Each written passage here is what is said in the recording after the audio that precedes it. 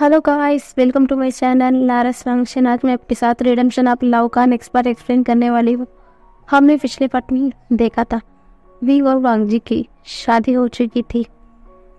अब आगे जैसे ही वांग जी अपने कमरे में आ रहा था, बहुत नर्वस ही हो रहा था। वो देख रहा था कि सामने वी बैठा हुआ है।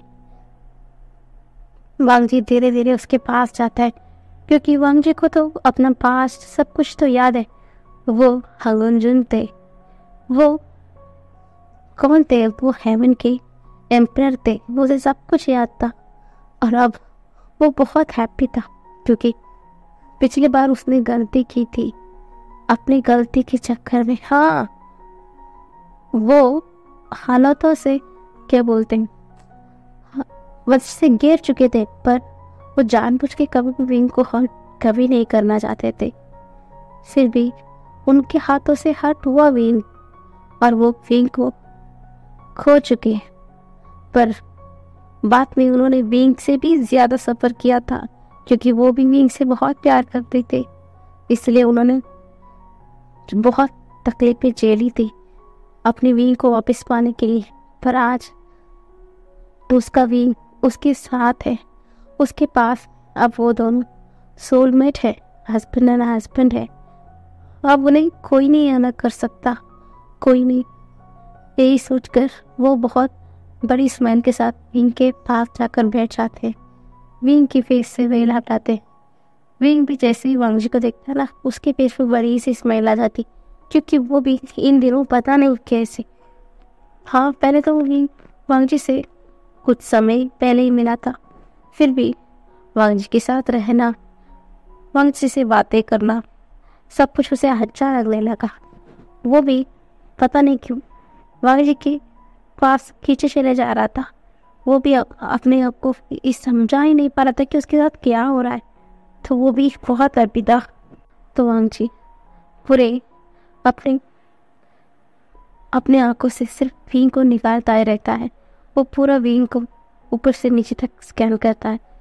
विंग का ना थोड़ा घबराहट हो रही थी, तो वांग जी एकदम उसके हाथ को पकड़ लेते हैं।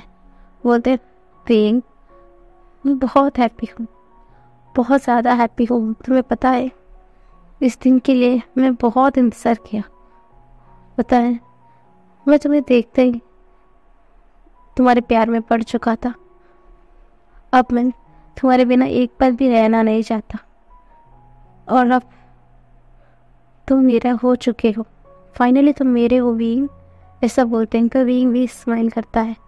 वांग जी अब बात करते करते कब वो पूरी तरीके से विंग के ऊपर ही लीन हो चुका है, कुछ उसे ही नहीं पता।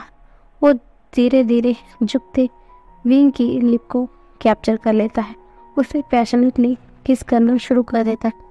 विंग को तो बड़ी बड़ी आंखें हो गई। वो तो शॉकिंगली आंखें खोलकर वांग जी को देख रहा था, और उसके फेस में थोड़ी देर बाद स्माइल आ जाती, क्योंकि वो जानता है ना कि ये उसका हस्बैंड है। और वो भी तो उसे पसंद करने लगा है ना, तो वो कैसे इसे मना कर सकता है। तो वो भी स्माइल करते हुए किसको रिटर्न करता है। जब वांग जी को एहसास होता है विंग भी उसका किसका रिटर्न कर रहा है, तो वो भी बहुत हंसता है। उसके मन में बहुत खुश थी। उसके दिल में तो सीने में तो खून निकल जाएगा ऐसा था, क्योंकि उसने कितने बरसों से इंतजार किया था अपना विंग का, क्या कुछ नहीं देखा था। उसकी गलती इतनी सी थी कि वो अपने अपने नियम और अपने काम सबके बीच उलझ गया था, और ऊपर से वो एम्परर था, और उस वक्त रूल्स रेगुलेशन सबके चलते वो अपने फीलिंग को जानते हुए भी इनकार कर रहा था। उसका इसके नतीजा उसने अपने ही प्यार को अपने ही आंखों के सामने अपने ही हाथों से खोया। उसके बाद उसने बहुत मिन्नतें की, बहुत इंतज़ार किया, बहुत सफ़र किया। उसके बाद जाकर आज फाइनली भी उसका हो गया है।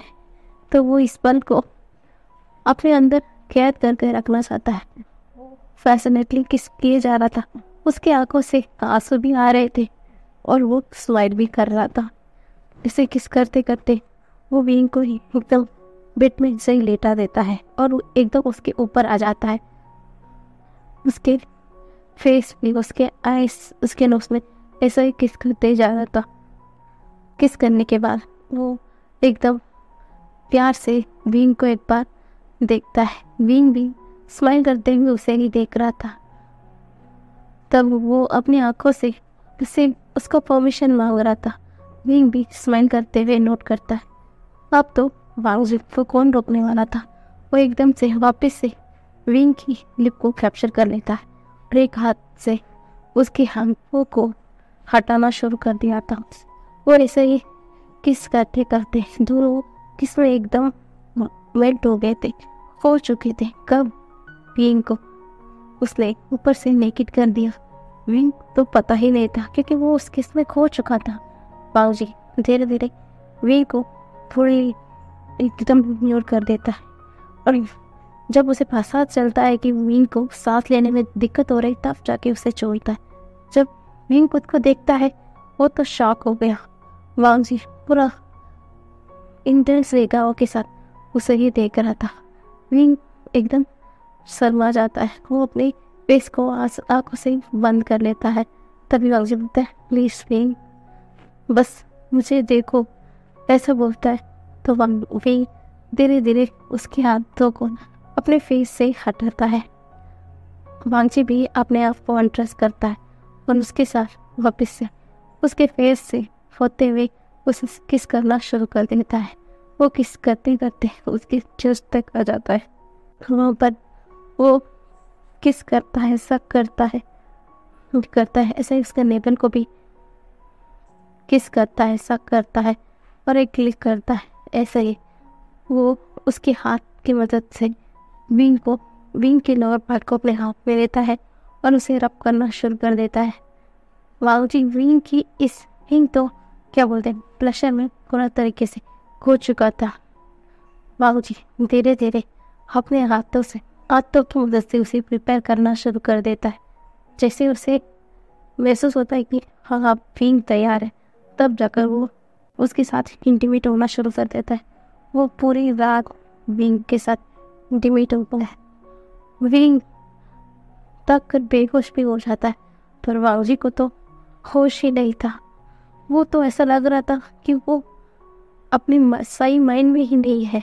वो विंग को देखते ही वो तो खो चुका था ना, अपने प्यार को पाते ही वो तो विंग तो बेहोश हो चुका था, पर वो तो होश में था।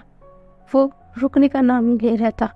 जब सुबह के 5 बजे बजते तब जाकर विंग वांगजी भी तक कर उसके साथ ऐसे ही सो जाता है। पर दूसरी तरफ कोई और था जो अपना काम करने के लिए तैयार था। वो हमारे एग्जिस्टर गार्ड थे। वो देख रहे थे क्योंकि अब हेवन और डेमन वर्ल्ड में झगड़ा हद से ज़्यादा बढ़ चुकी है।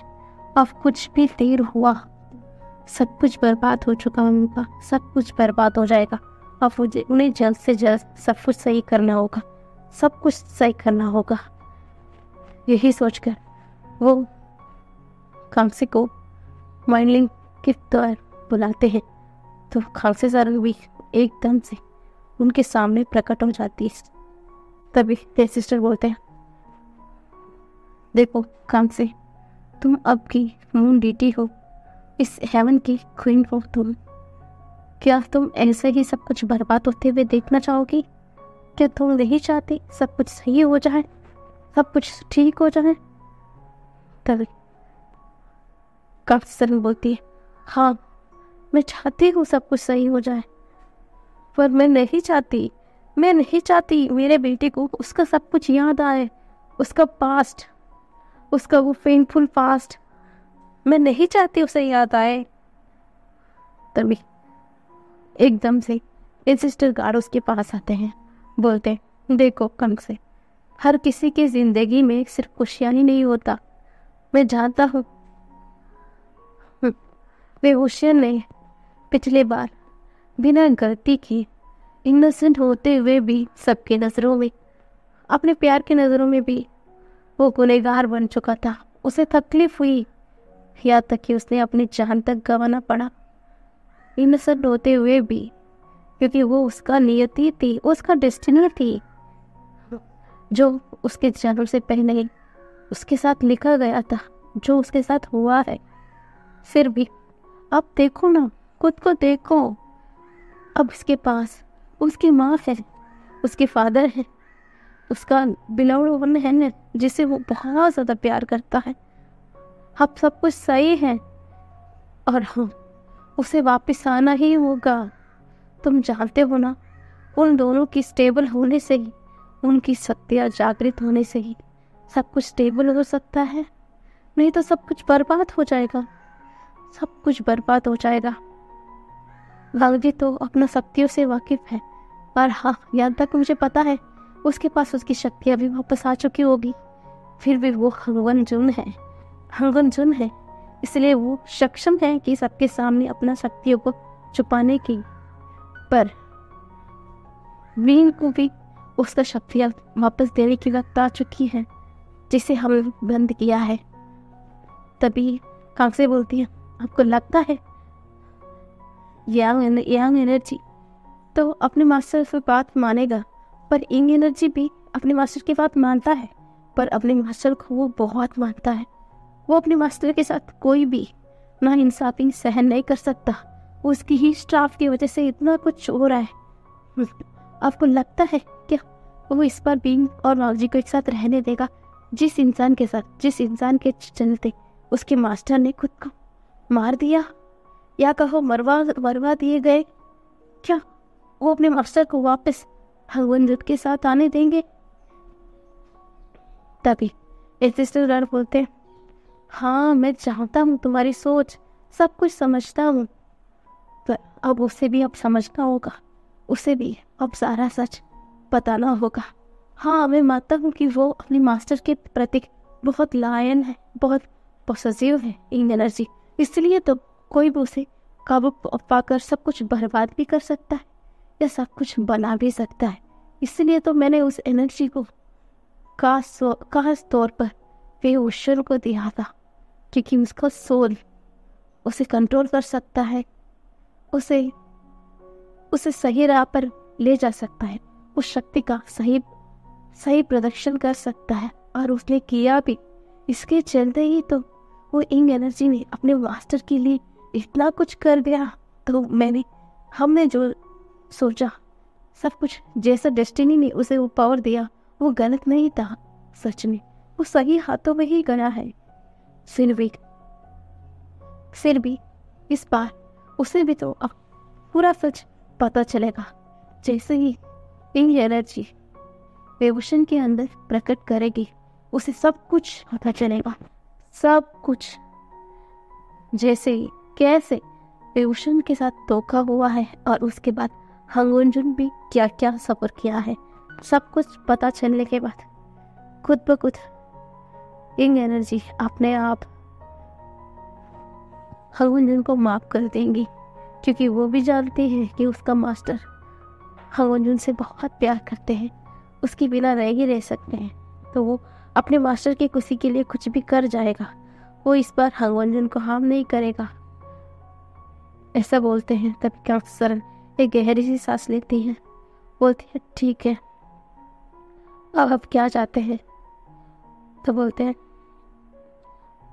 हालात सब कुछ बिगड़ रहे हैं, जिससे मैंने इस प्यार से पूरा प्रपंच को बनाया था ना, मैं नहीं चाहता कि सब कुछ बर्बाद हो। मैं बर्बाद होते हुए नहीं देख सकता इन सबको, ऐसा बोलते हैं। तो कांगसरन भी सैड हो जाती है। वो बोलती है, ठीक है, अब वक्त नहीं बचा है, अब बिल्कुल भी वक्त नहीं है। मैंने यहाँ पर बैरियर सेट किया था, इसके चलते ही यहाँ पर मॉर्टल वर्ल्ड में, यानी कि कल्टीवेशन वर्ल्ड में कुछ भी नहीं हो रहा था।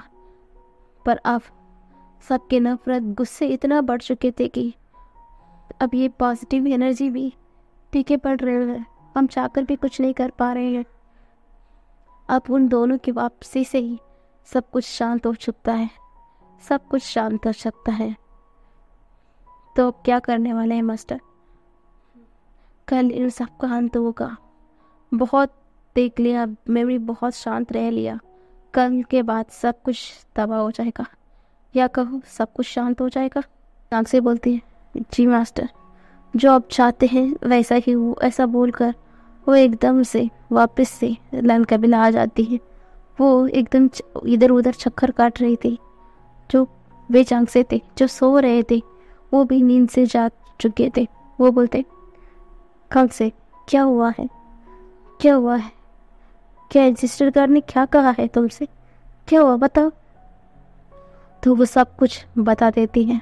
सब कुछ सुनने के बाद वे चांग से एकदम टेंस्ड में आ जाते हैं। बोलते, क्या गार्ड ने क्या बोला कल सब कुछ, मुझे बहुत डर लग रहा है, बहुत डर लग रहा है, क्या होगा कल।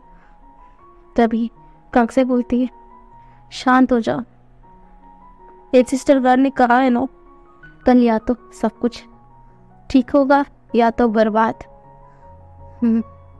मैं भी मून गुडनेस हूँ, तुम जानते हो ना, मैं भी हेवन का क्वीन हूँ। अभी मैं नहीं चाहती कि मेरा प्रजा, जो मेरे लोग हैं, उन्हें भी कुछ हो जाए। ठीक है, मुझे मिलाना था उन दोनों को, मैंने मिला लिया।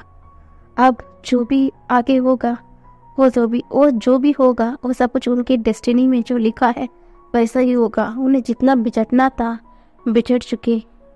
अब अभी उनका मिलने का बारी है, अभी उन्हें मिलना ही होगा। बस भगवान ना चाहे अभी उन दोनों का और परीक्षा ले ले, बस कल का इंतज़ार है। ऐसा बोलते हैं और कांग से सरन को एकदम बेचांग से हक कर लेते हैं। बोलते हैं, ठीक है, शांत हो जाओ। ऐसा बोलकर वो दोनों एक दूसरे को पकड़ करते हुए बेड पे सिर्फ सीलिंग की तरफ भी देख रहे थे। अगले मॉर्निंग भी हो जाती है। दूसरी तरफ अमर वांगशर, वो तो बहुत पीसफुली नींद ले रहे थे। सुबह के 8 बज रहे थे। अब वांगशी की धीरे धीरे आंखें खुल रही थी। जब वो अपने सामने का नज़ारा देखता है, उसके फेस पे बड़ी सी स्माइल आ जाती है।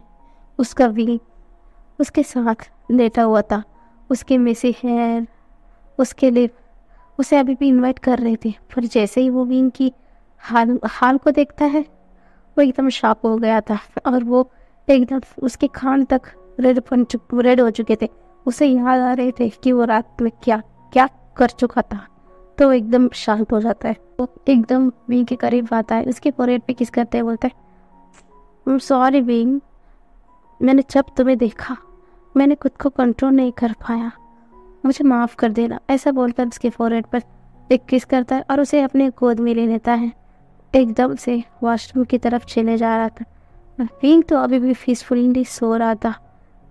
जैसे वो वॉशरूम में लेके जाता है और उसे एकदम से जो गर्म पानी थी जो उसने प्रिपेयर पहले से किया हुआ था, उसमें उसे बिठाता है। जैसे विंग को कुछ गरम गरम सा महसूस होता है, उसे बहुत अच्छा लग रहा था। वो धीरे धीरे अपनी आंखों को खोलता है। जब सामने हमारे वांगजी को दिखता है, उसकी फेस पे पहले तो छोटी सी स्माइल आती, उसके बाद उसे सब कुछ आता था। उससे बहुत ज़्यादा गुस्सा आ रहा था। वो गुस्से में दांत पीसते हुए वांगजी की तरफ देखता है। बोलता है, ये क्या था, तुमने मेरी पूरी कमर तोड़ दी वांगजी, मैं तुम्हें नहीं छोड़ूंगा। ऐसा बोलकर वो उठने ही वाला था, उसकी पैर में इतना ज़्यादा पेन होता है, वो आराम से वापस से गिर जाता है। वांगजी बोलता है, हाँ मैं जानता हूँ विंग, मैं जानता हूँ, प्लीज़ मुझे माफ़ कर दो, प्लीज़ मुझे माफ़ कर दो। ऐसा बोलकर उसे वापस से उसी में एकदम से बिठाता है और उसे क्लीन कराता है। खुद भी क्लीन होता है और विंग को तो उठने का भी हालत नहीं था, फिर भी धीरे धीरे कर कर वो विंग को लेकर बेड में लेटाता है और वो अपने रिचुअल एनर्जी से कुछ करता है। तो विंग को बहुत अच्छा लग रहा था, उसे अच्छा लग रहा था। उसे वो बोलता है, क्या किया वांगजी तुमने, मुझे भी अच्छा लग रहा है। तो वांगजी बोलते, कुछ नहीं, आओ ना। ऐसा बोलकर उसे एकदम से उठाता है। बोलता है, हम अभी सुबह का ब्रेकफास्ट करने के लिए जाते हैं, देर हो चुकी है ना, हमें जाना पड़ेगा। ऐसा बोलते हैं। तो विंग बोलता है, वो इतना देर हो चुका है, क्या सोचेंगे सब लोग। तो वांगजी बोलता है, क्या सोचेंगे मतलब क्या है, जो सोचना है उन्हें सोचने दो। ऐसा बोलकर उसके हाथ को पकड़ते हुए बाहर आता है। पर दूसरी तरफ लाल कबीला में सब लोग बहुत खुश थे क्योंकि कल ही शादी हुई थी। सब लोग बातें कर रहे थे, चहल पहल हो रही थी। मैडम लैन भी बहुत खुश थी, बहुत ज़्यादा खुश थी कि हाँ फाइनली उसकी छोटे बेटे की शादी हुई है। हाँ, बड़े बेटे की अभी तक शादी नहीं हुई है, फिर भी छोटे बेटे की तो हो चुकी है ना। वो बहुत हैप्पी थी क्योंकि उन्होंने बचपन से आज तक अपने छोटे बेटे को सफ़र करते हुए देखा है। पता नहीं क्यों किसी लिए सफ़र कर रहे हैं उन्हें पता नहीं है, फिर भी उन्हें देखा है। सब लोग वहाँ पर शांत थे, खुश थे, पर कोई टेंस था तो वो वे कपल थे क्योंकि उन्हें पता है ना कि आखिरकार यहाँ पर चल क्या रहा है। तो वो बहुत घबरा रहे थे, वो परेशान थे। लैन कोरन उन्हें देख रहे थे, वो समझ नहीं पा रहे थे। लैनी तो बहुत हैप्पी थी। हाँ, ऐसा नहीं कि लैन कोरन हैप्पी नहीं थे, लैन कोरन भी बहुत ज़्यादा हैप्पी थे, पर वो समझ नहीं पा रहे थे कि वे कपल इतना ज़्यादा परेशान क्यों है। वो पूछने की भी कोशिश कर रहे थे वे चांसे से क्या हुआ है, कुछ ठीक है ना। तो वे चांसे भी उन्हें कुछ नहीं बता रहे थे। ऐसे ही थोड़ी देर हो जाती है, सब लोग ब्रेकफास्ट करने के लिए वहाँ पर बैठ जाते हैं। ऐसे ही 8 बजने के बाद यानी कि हमारी वांगशन की एंट्री होती है वहाँ पर। जैसे ही वांगशन अंदर आते हैं, कम से सर वहाँ पर बैठ नहीं पाती, वो दौड़ कर आती है और वो एकदम से विंग को हक कर लेते होते। विंग तुम ठीक हो ना, तुम ठीक हो ना बेटा, ऐसा बोलते हैं। तो विंग बोलता है माँ मुझे क्या हुआ है, मुझे कुछ नहीं हुआ, आप देखिए। पर लैल्जन समझ गया था कि हाँ कुछ तो हुआ है, इसलिए उसकी मदर ऐसा कर रही है क्योंकि उसे तो सब कुछ याद है, सब कुछ पता है ना। तो वो उसकी माँ की तरफ ऐसा क्वेश्चन भरी निगाहों से देखता है। उसकी माँ कुछ तो इशारे में बोलती है। एकदम वांगजी भी स्टिफ हो जाता है क्योंकि वो उनके मन की बात पढ़ सकता है, क्योंकि उसके पास उसके सारे पावर्स है, तो वो समझ सकता है। अब वो फेस भी स्टिफ हो जाती है। लैन कोरन उसे भी देख रहे थे, उन्हें कुछ समझ तो नहीं आ रहा था, पर वो समझ चुके थे कुछ तो गड़बड़ है। तभी वहाँ पर सब लोग हाँ लैन कोरन बात को संभालते बोलते आइए ना, आओ तुम दोनों वेन लैल्जन अंदर आओ बेटा, ब्रेकफास्ट कर लो, ऐसा बोलकर सबको वहाँ पर बिठा कर खाना खा रहे थे। पर 3 लोग थे यानी 4 लोग थे जिनकी फेस की हवाई उड़ चुकी थी। तो लैन कोरन थे क्योंकि उन्हें समझ ही नहीं था कि यहाँ पर इतना ज़्यादा टेंस माहौल क्यों था, क्योंकि खली शादी हुई है, आज तो सबको हैप्पी रहना चाहिए थे ना। पर वे चांग से ठीक नहीं है, उनकी वाइफ ठीक नहीं है, और ऊपर से अब उसका बेटा तो हंसी खुशी आया था, पर यहाँ पर आने के बाद उसका फेस भी उतर चुका है। क्या हुआ है और क्या हो रहा है यहाँ पर, वो भी कुछ समझ नहीं पा रहा था, वो भी बहुत ज़्यादा टेंस था। तभी वहाँ पर ना कुछ महसूस होता है हमारी कांगसे को, क्योंकि अब तो जो बैरियर हमारा जो एंसेस्टर गार्ड ने सेट किया था वो धीरे धीरे टूट रही थी। इसका एहसास कांगसे की हो चुकी थी। हाँ, कल हमारी कांगसेरन को एंसेस्टर गार्ड ने बताया था, फिर भी आज उसका एहसास बहुत ही गंभीर था। अब ऐसा ही कुछ हुआ, सारे जो डेमन हैं, जो हेवन के लोग थे, वो सब लोग अब मॉर्टल वर्ल्ड में भी आ जाएंगे। सब कुछ तबाह हो जाएगा, सब कुछ बर्बाद हो जाएगा। वो एकदम से ये सब कुछ महसूस करते ही एकदम से खड़ी हो जाती है। अब उसके पास एकदम से ब्लू कलर का ऑरा क्रिएट हो जाता है। अब तक जो शांत बैठी हुई थी वो एकदम से पूरे वाइट कलर की एंटायर में एक क्वीन की तरह एकदम से कन्वर्ट हो जाती है। उसे देखकर ही सब लोग शांत हो गए थे। उनके पूरा ऑरा ही चेंज हो चुका था। उन्हें इतना ज़्यादा खूबसूरत लग रही थी, वो ऐसा दिख रही थी, बहुत देविक लग रही थी। उसे देखकर सब लोग शॉकिंगली मुंह फाड़े देख रहे थे। सब लोग देख रहे थे। लैन कोरन के हाथ से तो उनकी चॉपस्टिक गिर चुकी थी।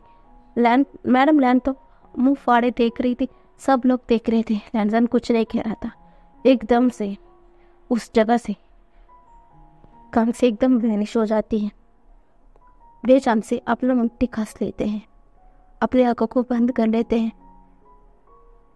वो कुछ बोलने वाले थे, उससे पहले वहाँ पर एक सिस्टर गार्ड क्या बोलते हैं इनविजिबल होकर ऊपर खड़े हुए थे। वो कुछ स्पेल पढ़ते हैं एंसिस्टर गार्ड को वांग जी ने देख लिया था, जिसका उसे डर था अब आगे वही होने वाला था। उसे कुछ तो शक हो गया था कि उसकी माँ को यानी कि कांगसी को देखने के बाद कल क्या क्या बात हुई है वो अभी तक वांग जी को तो नहीं पता है ना। आखिरकार कांगसी और एंसिस्टर गार्ड के बीच में बात क्या हुई थी उसके बारे में तो वांग जी को तो कुछ भी नहीं पता था। वो डर रहा था कि वे अब उसे सब कुछ याद आने वाला है, तो वो कैसे रिएक्ट करेगा, क्या उसे माफ़ करेगा या उसे दूर हो जाएगा। ये डर उसे बहुत सता रहा था, उसे अंदर से तोड़ रही थी। अभी तो उसके लाइफ में खुशियाँ आई, क्या वापस से सब कुछ उसके हाथों से छीन जाएगा। वो डर रहे थे, बहुत डर रहे थे। तभी एंसिस्टर गार्ड वहाँ पर स्पेल पढ़ने के बाद वहाँ से एकदम से गायब हो जाते हैं। वांग जी की पूरा फेस एकदम पसीने से तरपतर हो गया था। पहले ही सब लोग शॉक में थे क्योंकि कांगसी सरन का ये ऑरा और ये रूप जो पूरा क्वीन थी, जैसे ही वो रूप में आई थी सब लोग वहाँ पर घुटने पर भी बैठ चुके थे। सब लोग घुटनों पर थे सिवाय हंगवन जुन को छोड़कर। हंगवन जुन और उसके हस्बैंड विंग और वे झांसी के छोड़कर सब लोग उनके घुटनों पर अपने आप ही आ चुके थे। इसलिए सब लोग कुछ पूछना चाहते थे वे झांसी से। और उससे पहले अब विंग तो सर चकरा रहा था। जैसे ही उन्होंने जो स्पिल पड़ा विंग का सर एकदम चकरा रहा था। वांग जी उसके पास जाने से डर रहा था, घबरा रहा था क्योंकि विंग को धीरे धीरे सब कुछ याद आने लगा है। विंग को उसका पास धीरे धीरे याद आने लगा। जैसे वो एक रॉक कल्टिवेटर था, उसकी मदर फादर की डेथ हुई, वो कैसे इमॉर्टलिटी को हासिल किया था, कैसे वो हंगवन जुन से मिला, उन्हें एडमायर करते करते कब उनके प्यार में गिर चुका, उसके बाद लिन के वजह से कैसे क्या क्या हुआ था और वो कौन थे, उसका इंग एनर्जी, उसका तो उसे सब कुछ याद आ रहा था। कैसे उसका जान चली गई थी, सब कुछ याद आता है। जैसे वो अपनी आंखों को खोलता है ना, वो गुस्से में गुर्राते हुए बोलता है हंगवन जुन, ऐसा चीखते हुए बोलता है। अब सब लोग पहले ही एक शॉक के थे और सब लोग घुटने पे थे, सब लोग खड़े पे हो चुके थे। अब विंग दूसरी तरफ से हंगवन जुन करके एकदम जोर से चिल्लाता है और वो गुस्से से वांग जी की तरफ देखता है। वो वांग जी की तरफ गुस्से में देखता है। वांग जी की आंखों से सिर्फ आंसू ही आ रहा था क्योंकि वो तो जानता है ना अब क्या होने वाला है। अब उसका विंग उसे छोड़कर वापस से उसे अकेला करने वाला है। खाली तो उसका हस्बैंड बना, उसका सोलमेट हुआ, प्रॉपर वे में उन दोनों की शादी हुई। अब अगले ही दिन ऐसा होना था। क्यों भगवान उस दोनों की डेस्टिनी में ऐसा क्यों लिखा था, ऐसा सोचकर हंगवन जुन की आंखों से आंसू आ रहे थे। वहाँ पर सब लोग कुछ भी नहीं कह पा रहे थे। वे झांक से समझ चुके थे कि हाँ विंग को अपना पास्ट याद आ रहा है। जैसे ही वांग जी को देखते ही विंग ना और ज़्यादा भड़क जाता है। वो वांग जी की और करीब आते हैं, हंगवन जुन बोलकर उसकी कॉर्नर को पकड़ता है और वापस से उसका सर एकदम स्पिन करने लगता है। वो एकदम उसका सर चकरा रहा था। उसके बाद जो एंसिस्टर गार्ड थे उसके माइंड के द्वार अंदर आते हैं, बोलते हैं विंग शांत हो जाओ बेटा, शांत हो जाओ मेरे बच्चे। मैं जानता हूँ कि तुम्हारा सोल बहुत प्योर है बच्चा, तुमने बहुत सफ़र किया है अपने पास्ट में। पता नहीं क्यों तुम्हारा फेट इतना पेनफुल क्यों था, है ना, यही सोच रहे थे ना। तुम्हारे साथ बहुत बुरा हुआ, तुम इनोसेंट होते हुए भी बहुत सफ़र किया, बहुत कुछ सहा, क्योंकि वो तुम्हारा फेट था बेटा। ये मत सोचना कि सिर्फ तुम सफ़र किया है। मैं जानता हूँ कि वांग जी की भी गलती है, मैंने उसे भी चेतावनी दी कि सब कुछ सोच समझ कर करना, पर उससे भी गलती हो गई। इसका मतलब ये मत सोचना कि तुम ही सिर्फ पेन सहा है, तुम्हारे जाने के बाद वो भी बहुत सफ़र किया है बेटा। ऐसा बोलकर वो जो वांग जी के साथ, वांग जी को जैसे ही इंग एनर्जी ने श्राप दिया, जिसके बाद वांग जी अपनी गलती को रियलाइज़ करते हुए, अपना प्यार का भी एहसास होने के बाद वो कैसे एंसेस्टर के साथ घुटनों पर बैठा, उनसे बेग किया विंग को वापस पाने के लिए। कितने साल वो सिर्फ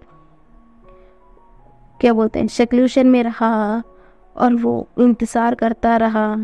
अपना सारा पावर सबको उसने त्याग दिया, अपना पद, जिस पद के चलते वो सब कुछ खो दिया था, सबको उसने त्याग किया तुम्हारे लिए। कैसे वो इंतज़ार करता रहा, कैसे अपने ही प्यार को किसी और से प्यार करता हुआ सब कुछ उसके लिए जान देता हुआ, सब कुछ उसने बर्दाश्त किया।